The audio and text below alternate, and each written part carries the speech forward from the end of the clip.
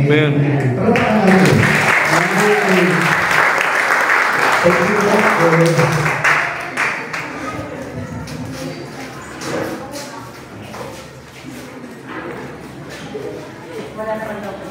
Okay, before I proceed to the message, the word, let's hear a testimony from Ate Argeline!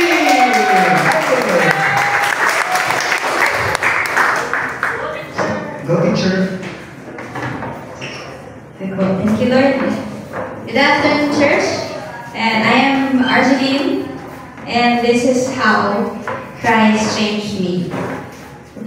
Summer breaks are my most active season in my childhood because I was usually sent to different summer Bible schools and would play accompanying my childhood friend whose father is a pastor. I might have heard different stories about Jesus without even fully grasping his unconditional love. But those events in my childhood planted the seed of which I am growing right now. My life before Christ was a total mess. I am full of hatred, sadness, and loneliness. When I would get mad, I'd hit, destroy my things, or even hurt myself. I also have dishonored my parents' authority over me since the day we had to move from Laguna to Pateros for better opportunity, which also made both of my parents had to work.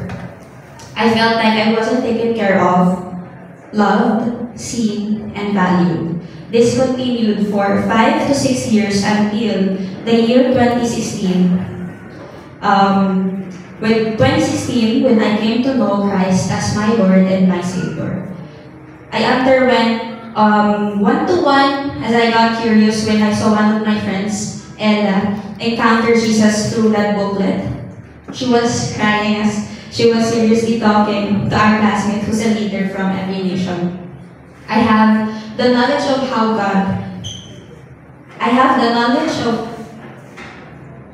God loves, but